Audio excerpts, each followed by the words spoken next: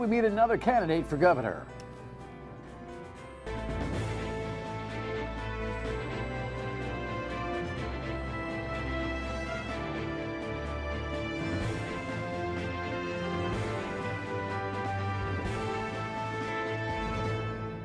The Dan York State of Mind program is brought to you in part by Lookout Rhode Island and Takeo Comfort Solutions. So, you know, Governor Raimondo is the Democrat who leads the polls, obviously, and Matt Brown's the Secretary of State, who reportedly is the runner-up. Spencer Dickinson is a former elected official who is also a Democrat running in this race, and his level of formidability will be determined, I guess, over the course of the next few weeks. He's not registering very high on the polls, that's for sure. You always wonder what these campaigns are about. Are they about a point of view? Are they about winning? We'll find out from him tonight. Welcome in. Nice to have you on this hot and humid Tuesday afternoon. Washington is just, well, it's Washington every single day and every single night. I do remember, I know I remember this. I remember the president saying he was going to hire the best people. It's a long list. Here's CBS. Yes, I'm the kind of person who covers her own back. In Trump world, everyone lies. Former White House aide Omarosa Manigault Newman is defending her decision to record conversations while working in the Trump administration. She's been releasing them in the lead up to today's launch of her tell-all book, Unhinged, published by a division of CBS. On CBS this morning, she warned of having several other recordings. Do you have everything that you say in the book backed up by tape or email? Absolutely. If you see it in quotes, it can be verified, corroborated, and is well documented. President Trump this morning tweeted, "When you give a crazed, crying lowlife a break and give her a job at the White House, I guess it just didn't work out. Good work by General Kelly for quickly firing that dog." Omarosa also claims she's heard outtake recordings from the Apprentice TV show in which Mr. Trump allegedly uses the N-word. The president denied those claims in a tweet and insists the show's producer, Mark Burnett, assures him no such tape exists. Yeah, you know, the drama around whether he used the N-word, or obviously that's going to hurt him if a tape comes out. Obviously it's going to hurt him. But is there anybody in his life that will be able to preempt the kind of behavior he exhibits on Twitter? Ever? I mean, his wife's not talking to him much, reportedly. What does Ivanka say about referring to Omarosa as a dog? These are terms and words that are just so, I can't even compute them. And they come from the leader of the free world. And I don't know what the, you know, it was the other day, I was poolside at the local swim club, and I was grabbing a towel and getting ready to leave, and there were a few guys having a couple beers and enjoying themselves, and they were kind of debating among themselves about Donald Trump. And the one guy says to the other guy, he says, "Hey, listen, you know, you say crazy things, but I love you." He was defending Donald Trump about how he says crazy things, but, you know, he supports what he was doing. And to a certain extent, I get that. You know, the presidency has changed, hopefully not forever, but at least temporarily, with the behavior of this guy. But at some point, even your buddy that you love says things where you got to say, man, enough. Enough. I don't know when it's going to come. But something tells me it's going to come like a thud. I don't know. Maybe I'm wrong. In the meantime, headline, Trump campaign one more time doesn't, well, I should say that the campaign against John McCain one more time rears its ugly head. This defense bill is passed, you know, in honor of John McCain. The president touts all of its content and can't find a moment to talk about John McCain, who reportedly is in his last days.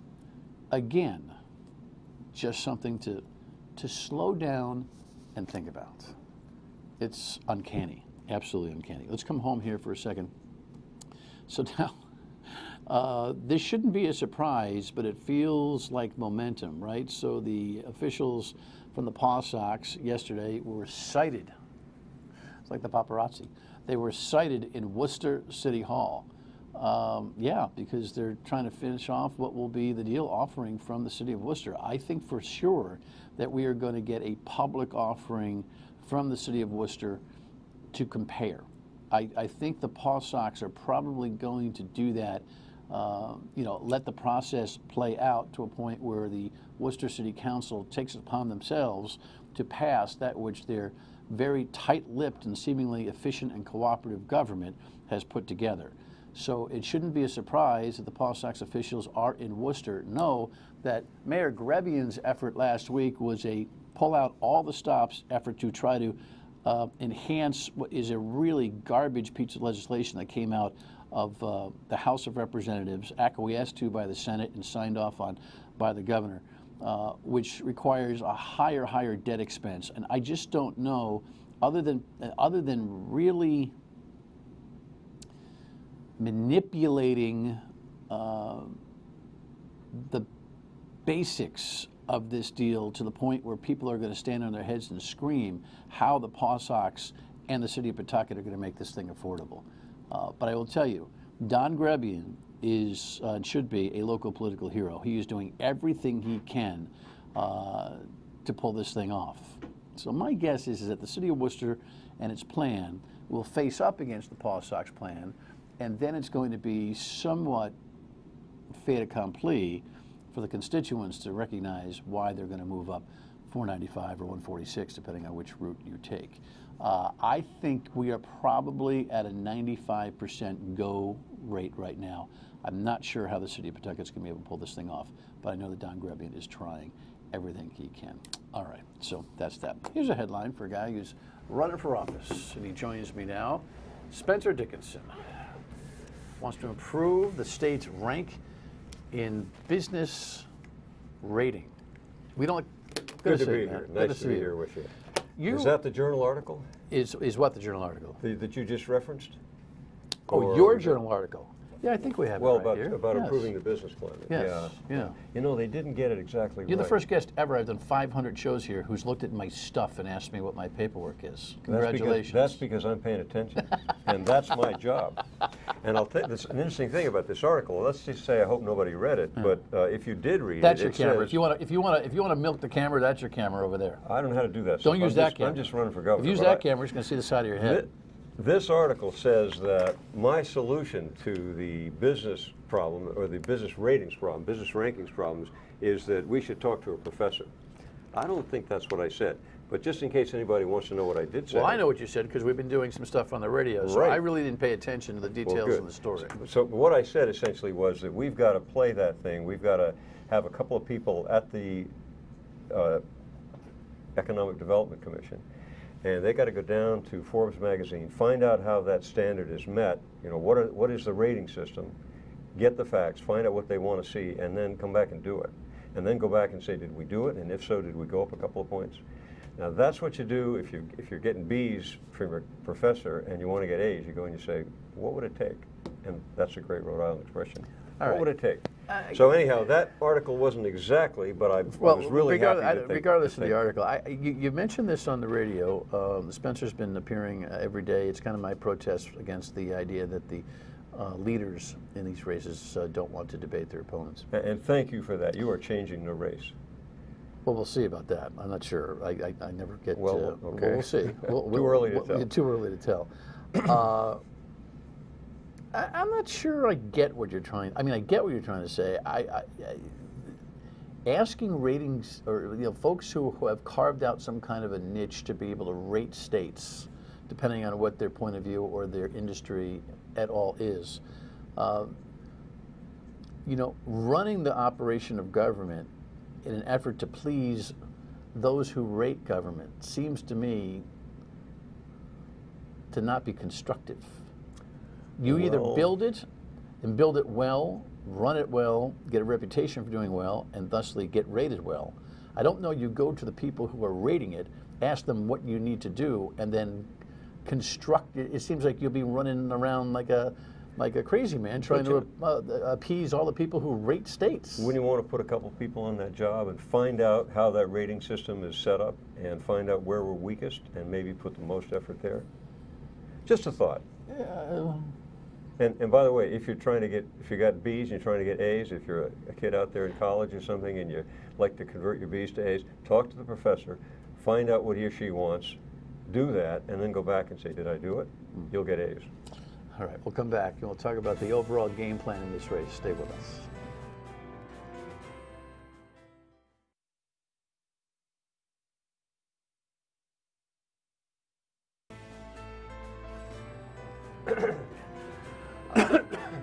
All right, Governor Raimondo, for some reason she's stuck again, but we like to portray the people on the show in a positive light. We didn't try to stick her with the thing there, but I think the button's stuck. Spencer Dickinson is running for office. He's been a state representative in two separate occasions, one for 4 terms. 2 centuries.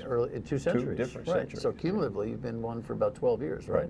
Right. 8 the first time, 4 the next. You're an entrepreneur of sorts, yes. Home builder and the like. And yep. What is it about your previous experience that you think lends toward a nod for governor from these viewers? Well, I think you got to start at the bottom in anything. And I was in the Army, and believe me, that is starting at the bottom.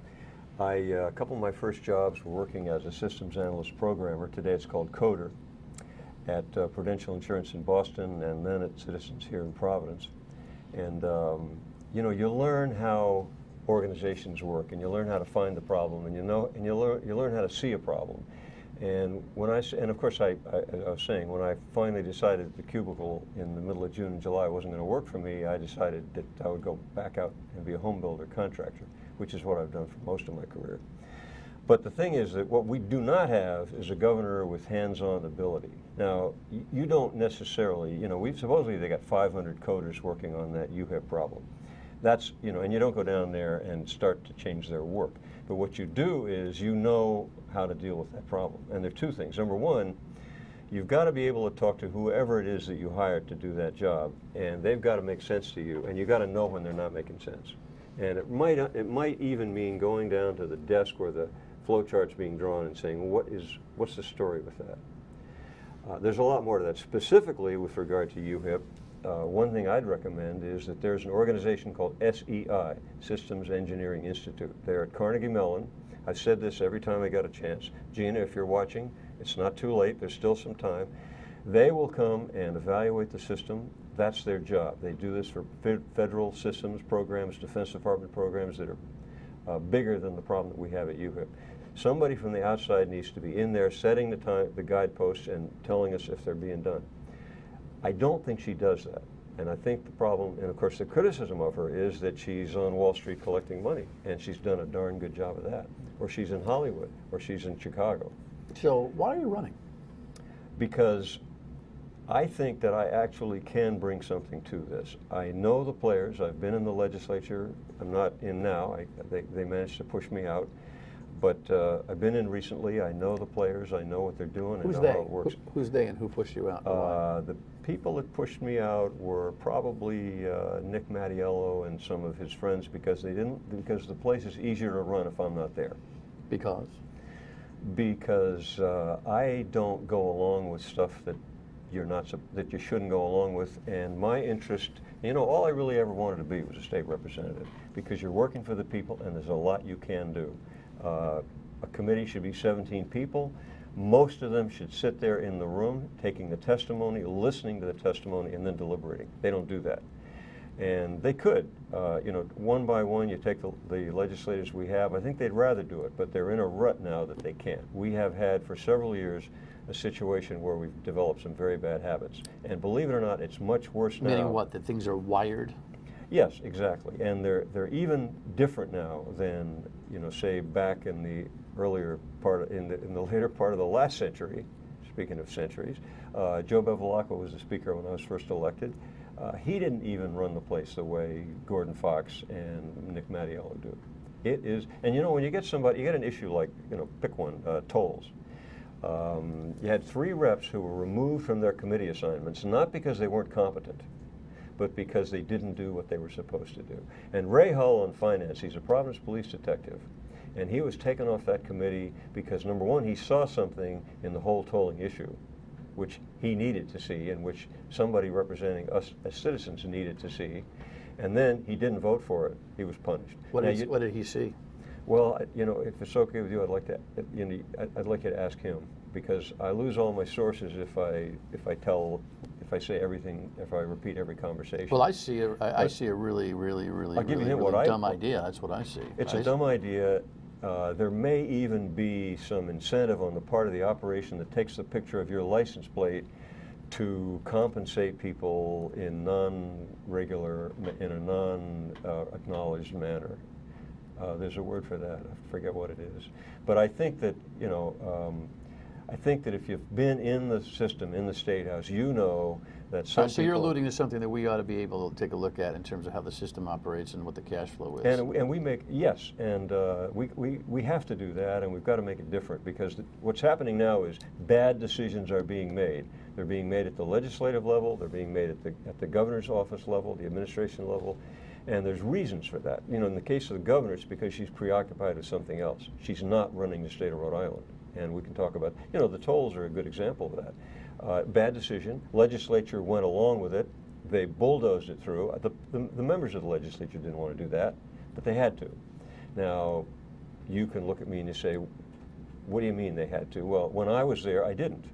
And that's part of the problem. And not only did I not do it, go along with those, whatever those wrong ideas were that came along once in a while, sometimes I talked to other people and they're not doing it.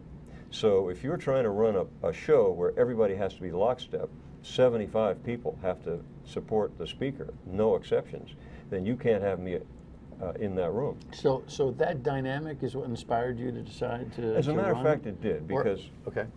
Well, I did lose my last election, and I found that there was an awful lot of providence going on in South County when I was running. And I worked pretty hard, and I know what I was up against. And I thought, well, you know, should I run again, or maybe should I up the ante here? And you know, when I thought about it, I thought, well, you know, this is a tough job, and it's a 4-year job, and there's a lot of work to be done. It's not just UHIP or correcting the tolls, taking the gantries down, figuring out what's going on at Department of Motor Vehicles. Those things can be done by a good executive. And when I looked around and tried to figure out who can do that, I'm not sure there's somebody else who's A, willing to do it, and B, able to do it, other than me.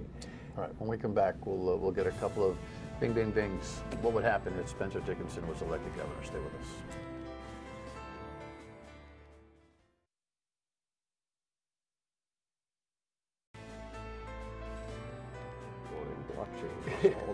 Matt Brown, former Secretary of State, is reportedly the #2 guy. Now, here's what some birdies have been talking to me about Matt Brown's candidacy being so viable in this Democratic primary, running against Gina Raimondo. Obviously, that's Sheldon there as well. That Spencer Dickinson may get a little bit of financial help from Labor, who doesn't want to see Matt Brown win. Is any truth to that? I like that rumor. Let's see if it plays out. Are you sure? Are you raising any money? Or are you in this just to be a I'm going to spend the price of tail? a new truck. No, I'm not just in it to mark time. I'm in it because, for one thing, look at what happened. Gina Raimondo has $6 million. She spent $2 million on advertising. She hasn't moved the needle. Right. So and won't. She's between 39 and 44, 45. That's so the best maybe she's with the help of journalists like yourself or media journalists who are finding out what the candidates have to say, maybe we'll find out what the alternatives are and make some decisions. And the voters are always right, and I will say that if I lose, I'll say that if I win. And I've learned that over the years. I'm going to be, on the 13th of September, I'm cleaning up my headquarters. On the 14th, I'm either going to start running for the next election, for the next, for the next step on November 6th, or I'm going to paint my house. And I'm completely at peace with that. I'm running, as you asked me earlier, I'm running because I think I really do have something to bring here. And as I said, Gina's making mistakes. And the reason is because her motivation is wrong. She doesn't care about you and the Department of Transportation, the DMV, Department of Motor Vehicles Registry.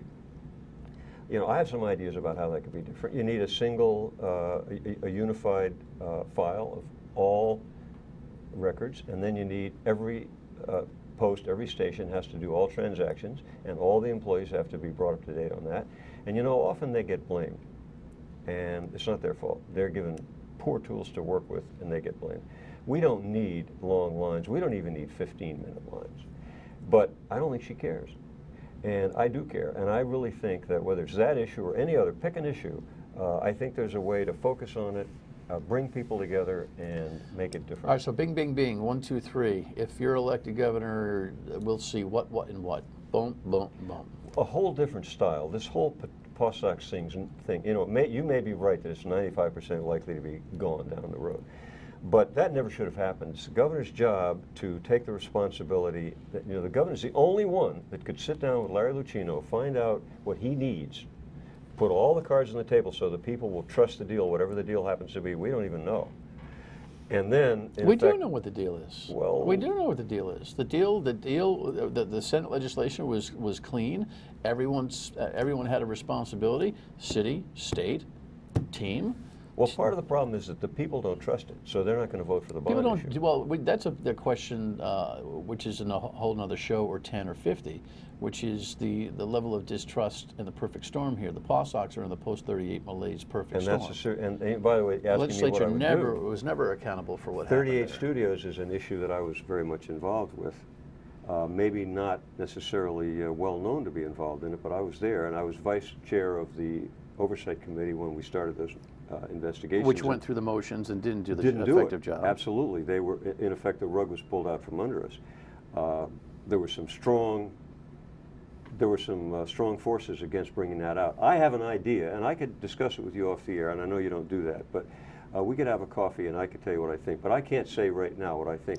People say I don't like coffee? It could be beer. The truth is I don't like coffee. I do like a beer every once in a while. Obviously, that's obvious. We could do that, and I will tell you what I think, but I can't say that. What I can do, though, is if I get elected, we'll do that investigation, and it's not going to be the state police calling up people on the telephone and letting a bunch of people off the hook and then losing their morale because they know they're not doing a real investigation. That's not going to happen. There are a lot of ways where the governor has dropped the ball. You know, Matt Brown, I don't know. He sure can prepare a statement, but I'm not sure he has any personal knowledge of any of this stuff. All right, he wasn't I got 20 seconds here. You should be elected because? Because I'm the one that's lived through it, knows what it is. I need nothing from this, and I'd be willing to do that job. It's a tough job, and I'd be willing to do it. All right, good luck. Appreciate that, and we'll continue to hear Spencer on the radio as we have a carousel each and every day of the opponents who would love to debate, but who are revved up and have no place to go. The people deserve nothing less than those debates. I agree. Final word when we come back. Stay with us.